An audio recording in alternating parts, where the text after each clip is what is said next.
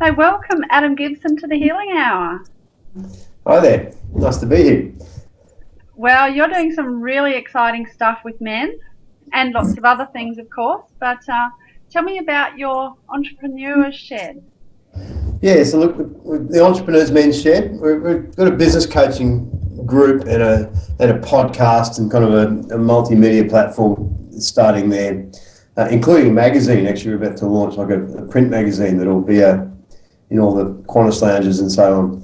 But effectively what we're about is really, we call it the uncommon conversation for men, men in business, about, life, success, family, balancing business and money and everything else, all the other things we chase, with having a happy life, So it's really a conversation that I found lacking in my day-to-day interactions. There's a lot of guys who were very good at business, and I met a lot of other guys who had, a lot of other areas of life sorted, but I looked around and saw, who's out there that is doing all those things in a really nice, balanced and an effective way. So in other words, is it possible to be a high achiever and still have a great family, still have a great relationship, still have, and all those things, Yeah. So that's really what prompted it, because I felt that was a conversation that most blokes weren't open to or couldn't find, if you like. Yeah, definitely. Because often in our society, it's just go, go, go, work, work, work, and especially for men, it's, don't worry about the emotions, just dig down and keep going. Exactly. We're not, as men, we're not really encouraged to have an emotional state. Like we get criticised for it a lot, but where's the encouragement or the space for that to happen? I mean, I always argue that I think for a lot of guys, just in Western life, in our, modern life, especially when you run a business, particularly for businessmen, of any kind, whether it's a multi-million-dollar multinational or it's a corner shop kind of thing, the bandwidth, by the time you get up, get your kids to school, get to work, sit in traffic for like a lot of people do in the cities, spend their day at work, doing what they're going to do, being emotionally and mentally completely consumed by it. And then, you're supposed to do some exercise because the doctor says you are. You're supposed to have friends because we're told that's, and then you're supposed to have a hobby, and then you got to come home and spend some quality time with your children, and then you're supposed to have this sizzling relationship with your wife, and then you're supposed to be in bed by 9 o'clock so you can get up at 5 the next day to do it all again. Sounds like you've got it all worked out. Well, the point with that is that where the hell does that fit? Where do you have space for an emotional state? Like our bandwidth is kind of chewed up by the virtue of modern life, I believe, as guys. So, we're not encouraged by it. We're not taught it. And, we literally don't have space for it in a lot of cases. I think when you give men that space, and by the way, when I talk about emotional space, it's really, time to consider and ponder the big questions like, how do I want it? What sort of dad do I want to be? What sort of husband do I want to be? What makes me happy? What's my business about? What's my purpose in the world? All those things, the big questions, come about when you've got the resources and the time and the inclination to do it. It's probably a bit of Maslow's hierarchy of needs, but if you're so busy making a living and keeping afloat that you just don't have time to consider those things, and let alone find an answer. Yeah, absolutely. So what happens with dementia? Is it a gathering every now and again, or what's the process that happens? A few different things. We do some, we do gatherings. So once a quarter we have a get together with all our guys, and then we've just finished a retreat. That's typically out in the bush, in the wilderness. We get the guys back to nature. Okay. I can't tell you exactly what goes on there, but it is work. Getting into the secret men's business, are we? Yeah, I don't like to call it that, but it is. It's look, there's no real secrets to it. It's about bringing men back to themselves and giving them that space I just talked about, having that time back in nature, time to share stories, to have a laugh, to really, think about their lives, and do some strong processes around that. Yeah. The processes. Yeah. So we do that once a quarter. We also have a podcast at a free level. So anyone who wants to get involved, come and join the podcast. It's on iTunes. It's called the Entrepreneur's Men Shed. So you can kind of be in the conversation, if you like, without necessarily, literally being in it. So if you're on a train or on a lawnmower, like I spend a lot of time on a mower and listening to podcasts, you get to be in the conversation, or on the treadmill at the gym or whatever it might be. And we also offer one-on-one coaching. So I run a tight group of guys, quite a small group of typically really successful men is the point. The guys that really have typically good businesses, they're really doing great stuff in the world, they're a bit bored of their business sometimes. They're fed up, they're out of love with it. And more particularly, there's just that sense of something isn't quite right, and not that anything's wrong, because it's typically really good. Just want more out of life. So that's where the one-on-one, we work some one-on-one coaching in that space, and that's getting some really profound shifts for people. Wow. And so we met at some Psych K training. Do you use the Psych K training within your coaching or within the area of men's wellbeing? Yeah, absolutely, Di. Look, I've done loads and loads of personal development work, as I know you have as well, and my problem with all the work I've done in the past, all sort of the typical motivation stuff and affirmations and all these things, it's like you get to know what the problem is, but there's nothing specific to fix it other than, this daily grind of affirmations and visualization and those things. And I've done all that to great effect as a young bodybuilder or a young powerlifter and, big on goal achievement. But I found as I got older and busier and had more goals and bigger goals that life just didn't allow the time and energy to pursue that. So I looked for something new and a new way to do it. And what I found with Psych K, as I think you did too, is it's like an access point to your subconscious. And I describe it as, imagine if you could take every positive belief you ever wanted to install in your brain, every affirmation you ever have written or desired for yourself, and you could kind of go in and painlessly hardwire those new affirmations into the neuroplasticity of your brain. And as we know, once our beliefs change, our thoughts change, and then our thoughts change, our behaviour changes, and our reality shifts really quickly as a result. Yeah, absolutely. The thing is, it can be so quick with the Psych K, can't it? That's what I think most, as guys, I don't, for everybody, but particularly as guys, we like, because it's like, okay, I know what I want to change, what do I do? And we've got a process. We can go in literally a few minutes, as you know, and shift things on a very permanent basis. And it's a bit in its effect, maybe a bit like hypnosis, I think, but it's quicker, easier, less. There's no digging up painful memories or that kind of thing. Just straight in and do some strong work. So yeah, absolutely. And I have found that sometimes there may be a painful memory come up, but it's not something that you need to go into or niggling at, and you can just release it pretty quickly.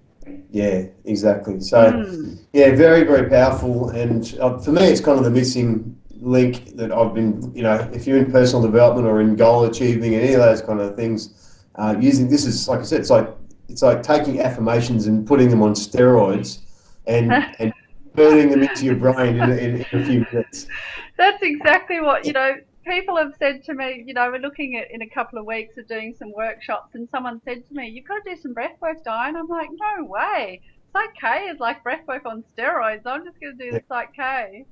Yeah, that's it. I've done all the painful slow ways, and I'm like, no, I don't need that anymore. Yeah, yeah, and I guess that would fit in perfectly with guys, wouldn't it? Because, apart from the fact that they are more physical and prefer to do things that are more on that sort of basis, they are busy. A lot of people are busy, and they've just got to, to use these tools that are really effective, but also very quick. It's really handy. Get on with what you want to enjoy. That's it. Yeah, not all of us have got the space to go into, a 4-day, breath workshop retreat or whatever it might be. And no doubt they're very effective for a lot of people. Absolutely. But in this area for the guys and a lot of other people, it's a quick access point. So yeah. Fantastic. And so you're based up Uh, I'm in just outside of Bangalow, so near Byron Bay, right. about 10 minutes west of Byron, up in the hills on a Yeah. nice little farm. Yeah. Yeah, Fantastic. So whereabouts do you hold your? Sorry, what's that? I said it's God's country. Oh, absolutely. So whereabouts are you actually holding the retreat? We do a lot of the work here, so we've got space on the property to do the work, and we some camping areas and some venues for accommodation on my property here. And we also early in the year we did a river trip down the Man River in the Nimboida, Upper Clarence network of rivers. Okay. And the theme of that workshop example was about finding your entrepreneurial flow and accessing or recognizing the flow of energy that's happening around you in business. In other words, rather than trying to paddle against the current of the things that are going on around you in the tide of events, how do I access the flow, recognize it, and go with it? Mm. Use it to my advantage. And so rather than 1+1 = 2 in business, how can I make it 1+1 = 5? And that's by you need to factor in outside forces. And Mm. being on the river with a bunch of guys, so we had a great time. We're in canoes and camping, and out in the absolute wilderness. Hopefully, all coming back. It was quite remote and very quite dangerous at times, to be honest. Um, but That's perfectly fitting for you, Adam. there's part of me worried about the insurance aspect of it with all my clients there, but the part was like the guys in the first day, they all come straight out of the city and they go into the river and start, paddling one way where the river's taking them another. So in the first 5 minutes, they came out of the boat immediately, and then again within the next 5 minutes. So in the first day, we spent the whole day in the water righting 2 or 3 of these canoes, and I lost. My boat didn't go unstuck, but I lost all my gear, which was in someone else's boat. So it was an interesting. Oh no. Yeah, the learning, of course, is recognize the flow of the river, and put your paddle in the water by all means, and steer and do your best to go with it, but go with the flow of the river rather than fight something which is greater than you. And the lessons in that for business were really profound for all of us, me included. Definitely. Wow, that's fantastic. And that's a lot of the principles with Psych K too. I mean, that it's all about listening to your inner self and you know those beliefs and changing the patterns rather than trying to stick to the old stuff or the old beliefs. Just going with the flow and listening to the self. Yeah, absolutely. That's one of the things I love about it, which is not why I went to Psyche in the first place. It was for the reasons I described, putting Mm, beliefs, steroids, kind of thing. But I think the ultimate gift in it, as you and I have experienced, is that yeah. there's a real connection to a higher consciousness. There's a trust in something greater than ourselves, and it's not a religious thing Yeah. whatsoever. Yeah. As you Yeah. know, Yeah. yeah, just that Yes. knowledge that there's some good stuff going on around you that you can tune into and access and Yeah. work with you rather than Yeah. you got Yeah. against it. And that's, yeah, and what you're doing is fantastic because I think we often see a divide between, um, business, your physical, like you're rowing in the river and all those physical activities to the emotional or spiritual. But if you're actually connecting the two, the principles of going with the flow of the universal, divine destiny or Mm. your own inner destiny, what you really want to be doing rather than what you think you want to be doing, and then bringing that into, your work, into your daily, your activities. That's it's a little bit of an art in a way because it's really just about stopping, like you're saying, just finding that little bit of time and listening and connecting in. Yeah, and it is an art. Well, it's a practice. Once you learn it, it's a practice to do it. Mm. It takes for me even. I hate to. One thing I'm really big on is I never put myself on any kind of guru status around. I really am. I'm learning this as I'm teaching it, and my daily thing is to go back into that trust and surrender to it and be powerful in the surrender, which sounds to my male brain completely ridiculous. But I have experienced that there is power in that, and yeah, as you said, once we Yeah. learn that and access it, life can get easier. Mm. And rather than 1+1 = 2, it's 1+1 can equal 11 or 5 or whatever you want it to be. Mm. And it's just how much extra help from what I call consciousness. It's about exploring consciousness. Yes. Rather than your mindset or spirituality. I think it's consciousness that makes sense to me. Yeah. And some amazing things can happen though that you just can't try and prepare that or set something up. Sometimes the amazing coincidences that happen once you do connect. Yeah, that's the beauty of it. And that's what's hard to explain to people, especially guys in business, because they look, well, if I do that and do that, what do I get? And the answer is, well, you don't know what you're going to get. Yeah, exactly. But, like I had a guy recently, and I worked with him, and he's had a $6 million business that waiting to sell, right? And he was sitting on it, and he wasn't doing anything about letting it sell. So, and he came to me and said, look, I don't know why, but I'm not letting this thing go. I said, well, do you want to sell it? He says, absolutely. But anyway, he's sitting on this thing, not doing the things to make it, like filling in tax returns and things that would have actually speeded up the process. He's holding it back. And long story short, we went back in and did some psycho balances with him around the issue of, effectively what would happen if I sold it and didn't have anything to do with myself all day. And, effectively I'd judge myself as a lazy so-and-so and I would feel bad and all that. So that was preventing him moving forward, which is completely illogical, completely a surprise to him, but that was what was going on. So we balanced this out. And he rang back a week later and said, mate, you won't believe what's happened. I said, what? He said, not only have I got the original guy who wanted to buy at 6 mil, but there's now 2 other buyers who've come on who are one's $1 billion business conglomerate, another one's a multi-millionaire. They're all vying for my business. And, they're all fighting over it, and I'm waiting. Fantastic. But you can't plan that stuff, as you say. No, you can't.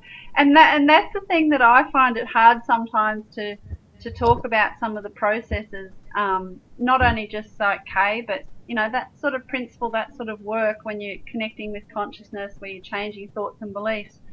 That these amazing things can just happen, and we can't orchestrate it.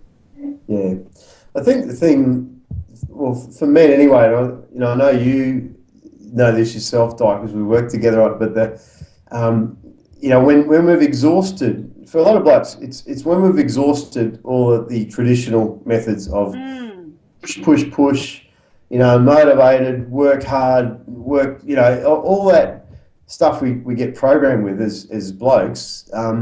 When that's finished, stopped working for us, is typically when we'll go look at, okay, well, what else is there? Yeah. And we ask a different question, Yeah, absolutely. And unfortunately, that comes sometimes only for a lot of men, when there's a breakdown of some description, either a marriage breakdown or a business loss or a physical, health breakdown. And the opportunity, I guess, is for guys to do that before that breakdown occurs. Yeah, absolutely. It's a hard thing, isn't it? Because, you can't tell someone, hey, mate, you better, maybe you better go and do a bit of personal work or, and you don't know, everyone's got their own individual thing happening, but it'd be great for people to just click in and think, hey, it'd be good to do that before anything happens. But I guess sometimes you don't realise if you're on a bit of a downward, or if something's not working, you just keep trying to make it work.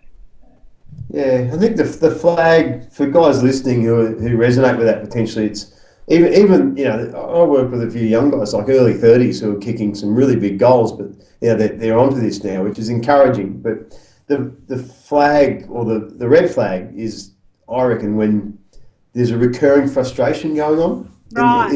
It's just so personal. It's like, I just don't seem to get that right. That one thing keeps coming up, or that issue with my wife or my girlfriend, or the business keeps doing this going in circles on this one area. That's the red flag. There's something, mindset thing holding me back. And it's not like everything's wrong, because it's quite the opposite. Things are pretty good. But, it's just this one thing. It's like you can see yourself not moving in the way you want. Yeah, right. So that's a great thing for guys. Well, anyone to realise that if there's that recurring frustration, to go, okay, what's Mm. going on here? Maybe I should do something about it. Yeah. And Mm. interestingly, for guys like for those listening, you know, their wives will notice this about them before they will typically. Mm. These will very, if they were given a chance, would point it out. Their business Say that. partner, their I employees and their businesses would say, "Oh yeah, that's what you're frustrated. That's what you should be working on." Or they'll see the gap. Whereas as guys, particularly high achieving blokes, alpha type bloke, it takes a smack across the head to notice it yeah. sometimes. Okay. Yeah. Yeah. Yeah. And I guess getting the word out too, just to make guys, you know, open to thinking about it. And even sometimes just the awareness is enough to just bring you back into yourself a little bit and go, okay, hang on, maybe I can listen, or, just make a few little changes, be open to learning it, what other options there can be before there's any sort of breakdown. Yeah, and it's and a good criteria to judge this on, really, I think, for a lot for guys now is because look, am I making money? Yes, okay, that makes me successful. Do I have a business that looks pretty good from the outside? Yeah. Do I drive a nice car, have a nice watch, have a nice home, a good-looking wife? All these criteria you can tick, tick, tick, tick, tick. But the criteria most blokes never get round to asking is, am I genuinely happy most days? And honestly, for most blokes, the answer is, I'm okay. I'm not depressed or I'm not suicidal, but I'm okay. Yeah. But I'm not joyful and having fun. Mm. And like, why not have one of the criteria? In fact, the main criteria, I reckon, is this not fun as in every day is a glitter party, but Yeah. is it inherently satisfying? Do I feel creative and in my flow, and am I having fun in my genius? That's a great criteria, and majority of guys I've ever met say, the answer is no. Mm. Certainly after 40, particularly, a lot of guys in their 30s are like, yeah, bring it on, but Yeah. we get to the point and go, well, hang on, is this all there is? Yeah. Yeah. And what And so we, what do you think's happening? What do you think's happening with that? People just in a rut in their routine and well, what happens?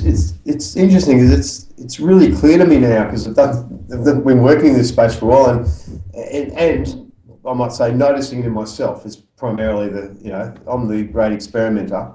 But what happens is guys hit what is described in the book The Big Leap by Gay Hendricks as an upper limits problem. In other words, we get to a certain point of spiraling up through this sense of happiness and success and abundance and love, and things are going really well, but our subconscious goes, oh, hang on, we better correct that back to where you're comfortable. As in, let's not, it's like we're spiraling up and I'm too high, I'm losing sight of the ground, I better come down. So we create in a very subconscious sort of, an unconscious way. We're not thinking about this, we're not even aware of it. We create problems. For example, one of mine was, and still is at times, is I'll have a really huge week, and I'll be at the gym, and I'll train, and I'll surf, and I'll go to yoga, and I'll be a machine at work, and a great week with my kids and my wife, and all looking great. And then I'll overdo it, and I'll find myself sick and take 3 or 4 days to recover, as in just run down, just not feeling yeah. good. Yeah. It's an upper limit problem for me. I'll create that because success is holy shit, what am I doing? I'm out of my comfort zone. Yeah. Yeah. Yeah. And guys will have a great day at work, go home and pick a fight with the wife. Yeah. Or that's an upper limit thing. Yeah. There's a million versions of it, but it's worth considering that those frustrations we mentioned earlier, those red flags, those sort of learning behaviours, once you tune into it, you start noticing, can be this sabotage pattern, upper limit problem.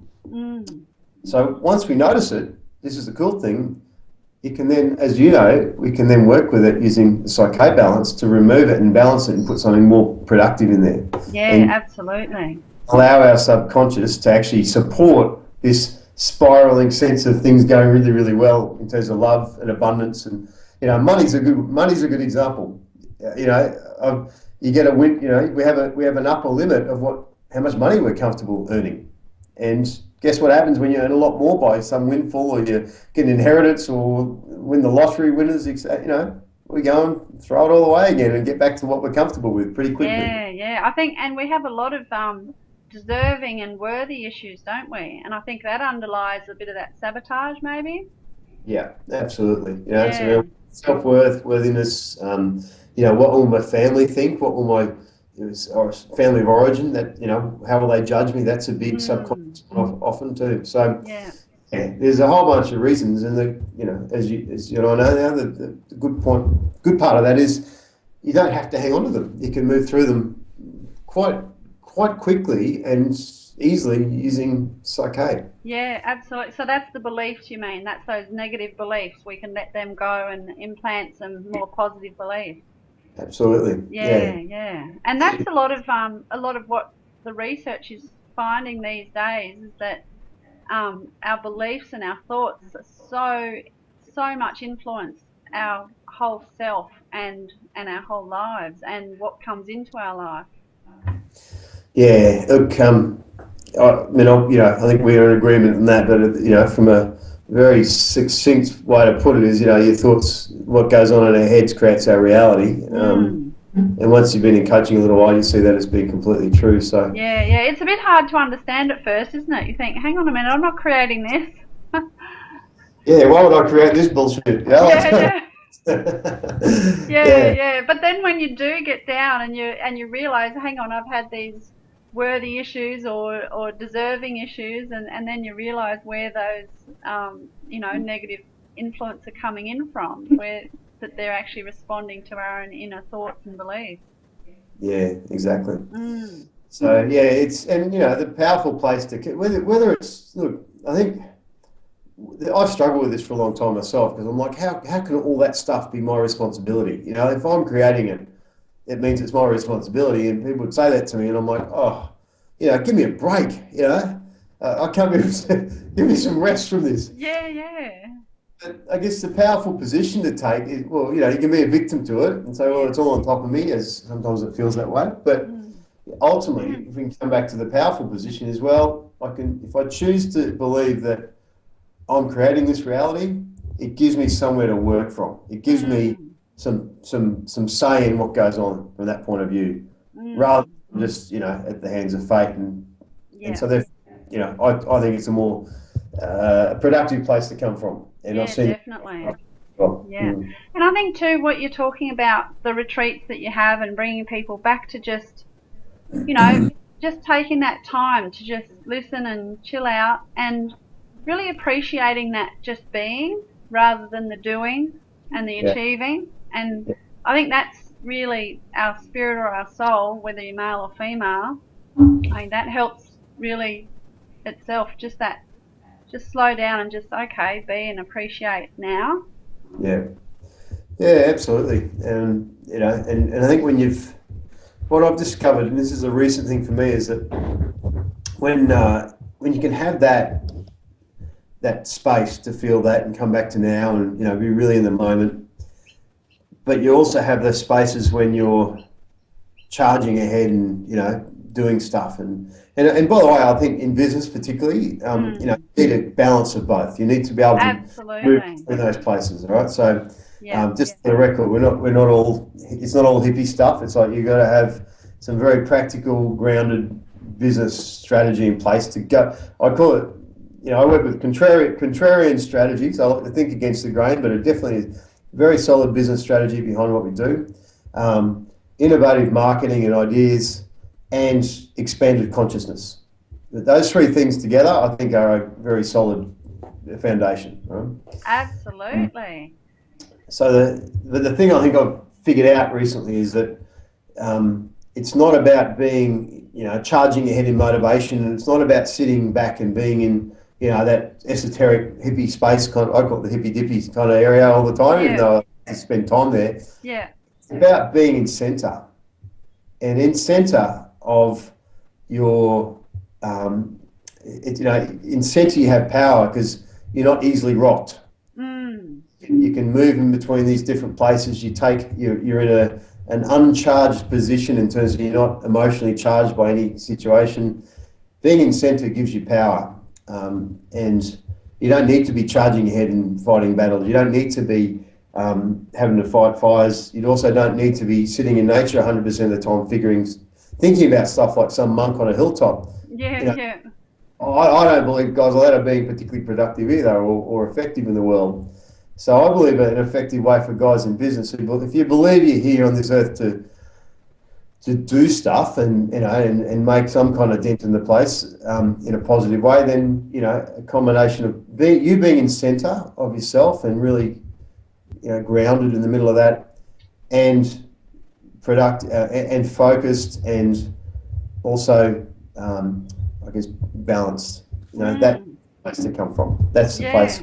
yeah, We go to school and go learn the mental aspect and the intellectual aspects of life. We evolve into our intellectual body, and then ideally we can then evolve into our emotional body as well and have an emotional experience of life, and emotional intelligence and all that kind of thing come into it. mm, And then if you're lucky, like I have been, you get pushed by events or life or whatever into a spiritual aspect, and get to discover the true nature of who you are, and mm. ask questions: who am I, and what part do I play, and all those sort of things. And I'm not going to sit here and say I've got an answer for all that stuff, but being okay to explore it all, I think, is a good model for Yeah, manhood nowadays. Yeah. yeah.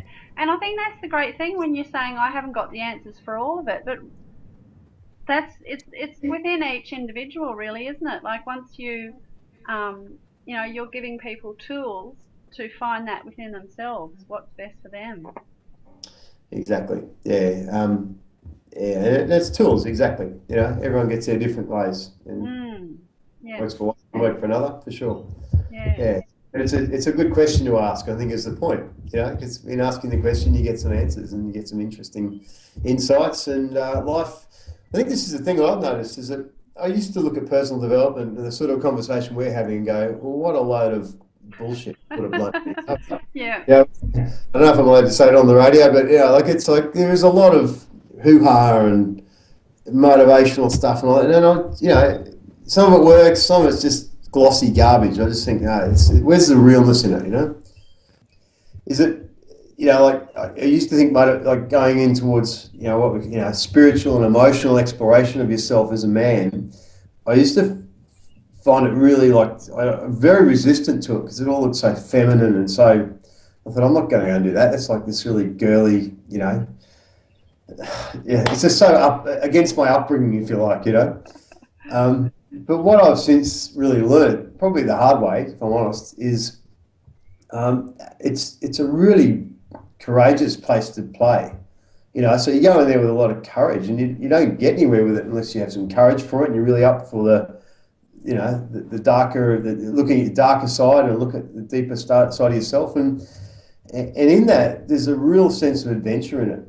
There's some real discovery and excitement, and I was resisting it for many years, because I'm like, that's really effeminate kind of stuff, and who wants to sit in a circle and express their feelings, kind of bullshit. But once I did that and really went into it, and particularly when I was around a bunch of guys who I respected, like real men who could do that, I realised, I thought, man, there is some power in this, because what I was lacking, and what I feel a lot of guys lack, is that sense of spark and adventure and fun, and what's next, what's the new discovery in my life, what's the new creation. And I was lacking that, because I wasn't open to going into the emotional kind of spiritual questions. I realized that retrospectively. And once I took that step, I was like, wow, this has opened a Pandora's box, and I can keep exploring the rest of my life in that space and never get bored.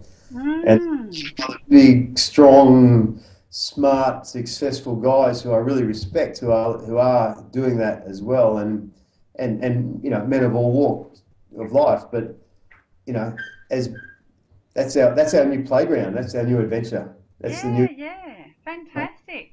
And I think you said it just right then. Because you weren't going to that emotional, spiritual side, you were lacking something. So the other stuff just seemed boring, and it wasn't. fulfilling. So yeah, I guess that happens if you're closing off that side of yourself. Well, you can only, I tried, winning. You can only win so many bodybuilding titles before they all start to sound the same.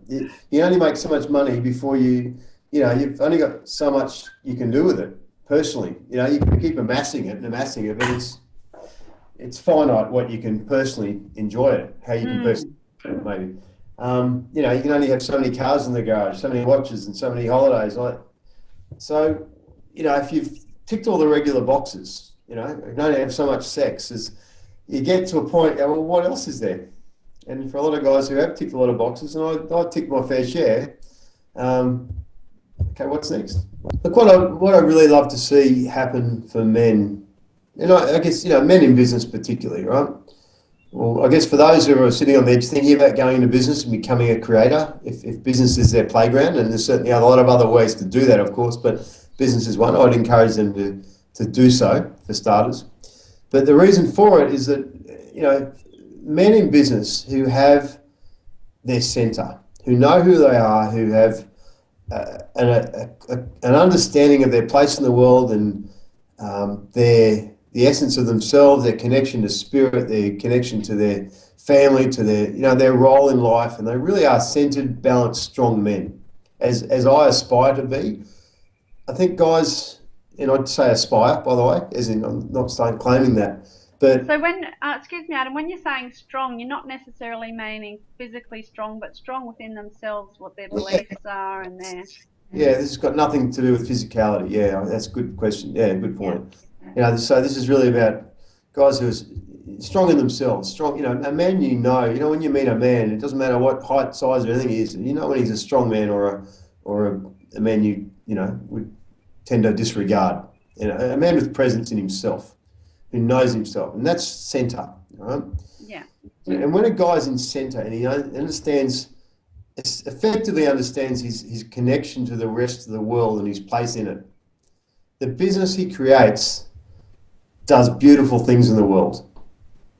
Guys like that don't go and destroy the environment for profit. They don't go and rip off grannies on second-hand cars and all those, like all the typical horrible things that guys do in business and in politics and anything, there's a lot of horror stories out there. You don't have to look very far to find them. We all know them.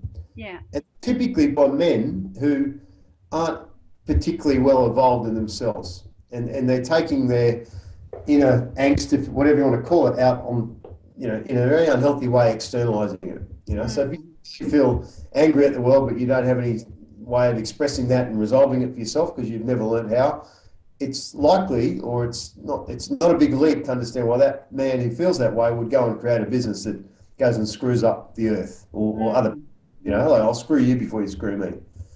But when that man comes into center and is resolved and heals from that and has, a connection to spirit and a connection to himself, possibly he'll go and create a business that is a positive change. It has, so a world that has a bunch of men running businesses who are centered and balanced and contributing to the world, I think that's a good model for any economy. Oh, I think it sounds fantastic. Yeah. That's maybe the bigger picture. That's maybe next year's business plan, but that's, the big, ultimately that's what I see as the work of, that's what we're doing here. Oh, that's business in that space. That's absolutely fantastic, and it is so needed in this time, with everything that's going on around the world. I mean, look at all the corruption that's coming out in all the banking and so many other aspects, where all these corporations have had such a negative influence over what's going on. Yeah. Look, one of my podcast guests, Arna Rubenstein, he works with quite well known. With youth, works with youth in the schools. Yeah, correct. Yeah, so he works. He's written a book called The Making of Men, and he helps boys be initiated into manhood. So, and I'm quoting him here. He said in the podcast with me, he said, the GFC, in his opinion, was caused by little boys in grown men's bodies running around in suits. So a bunch of little boys playing out their inner angst, all their bullshit, and taking out each other. They're not real men. They're not strong men. They might be powerful or forceful, but they're not they're not sort of men you want to get to know or have your daughters hang out with. You know what I mean? So Yeah. there's some big stuff to fix. I'm not saying we're out there fixing it, but I believe that the guys who are tuned into this will be doing. It's gathering momentum. There's more and more men care about this. More and more men are asking these questions. And there's more blokes, particularly in business, who know that it's not just about making money now. It's what else is there to life? What else? Absolutely. Yeah, Oh wow, you're doing some great work.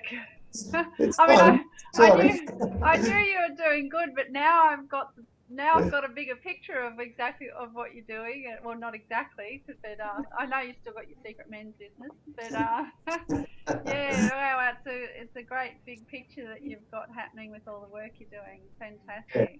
thanks. Yeah, it's fun. I feel challenged by it, excited by it, and it's taken me a long time to understand this is a real calling for me. Mm.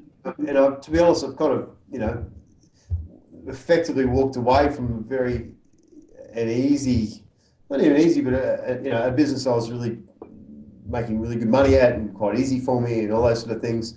To do something which is inherently a lot more difficult and not as popular, and to be more of a campaigner sort of thing. So there's been some big risks in moving to this space for me, but I feel, again, quoting the Gay Hendricks book, The Big Leap, it's like he talks about moving out of our zone of excellence and take Mm. a big leap into your zone of genius. Yes. And the challenge in letting go of all the things you're excellent at is that we're good at them. We know ourselves. There's a whole bunch of identity wrapped up in it, and there's a whole bunch of risk in losing it. But the gain in taking that leap, and that means moving through your upper limit problems and moving into the zone of genius where you're in your flow, you love what you do, you come alive with your work. That's what we're looking for and what we're hoping for guys to do in business. That's what most blokes are. When we started our businesses, we were like, in our zone of genius, go create, I'm going to make this happen. And we're full of that enthusiasm. And 20 years on, or 10 years on, or even 5 years on for some guys or more, how do you rekindle that feeling? And Mm. this is what we're going to need to do, is reconnect our business to our bigger purpose, our sense of center, and understand the upper limit problems that have kept us in the zone of excellence. And in that, we get to explore our zone of genius. And that's what I feel I've been lucky enough to have that experience with the help of Psych K and with the help of, reading books like The Big Leap. I feel like I'm touching into that zone of genius now, and hopefully that leap, which has been a recent one, will play out for me in a good way. But whatever happens, I'm having fun with it, Oh. so. Absolutely fantastic, and you're doing great work. And I'm sure that there's going to be a lot of guys who, the ripple effect, what you're sharing with other guys, they're going to share with others, and it's just going to get bigger and bigger. So, Let's hope so. Yeah, thanks. yeah. So, if people want to get in contact with you, Adam, what's the best way? Look, jump on the website, which is entrepreneursmenshed.com, Okay, or so say that slowly. so Entrepreneurs, men. entrepreneursmenshed, all one word, .com, or Okay. or even shorter as www.emshed.com. Yep. All right. And there's a blog there. There's links to the podcast. If you go into iTunes and look up the podcast, subscribe there, and you'll get to hear all the conversations. Every week I interview another guy who's got something to contribute to this conversation, which is really very, intriguing for me, interesting. We're getting some great reviews from listeners as well. And if you want to look at doing some work with us and getting involved, the first step is really us having a chat. So we have a one-to-one discussion.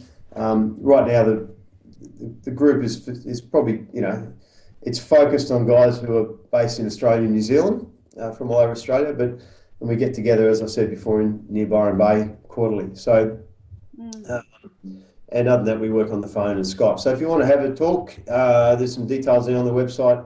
It says about coaching with Adam, and it tells you how to book in a Psych K session if you want to do some of that, and experience it for yourself. The first session is normally, quite often, it's not the most powerful, but it's the most impactful in terms of wow, because the next 2 weeks, so whatever your desire is for your session, in other words, whatever your agenda is, the following 2 weeks, I'll give you a money back guarantee that by your own estimation, you'll consider your investment to be returned at least 5 or 10-fold. In other words, magic will happen in the 2 weeks. You'll create magic by clearing some of this stuff we work on. Fantastic. And I'll give you an unconditional guarantee on that it'll happen for you. Great, yeah. And we see it so often, don't we, with the Site K? It's a little bit like magic. Not that we can say it is, but Yeah, exactly. And just get it. It's when we just get out of the road. It's when we notice and stick our paddle in the paddle's still in the water. We're still putting our contribution in, but we're going with the flow of the river to take us somewhere a lot quicker. Fantastic. So that's the best analogy for it, I think. Yeah. And so you tell me a bit more about your magazine.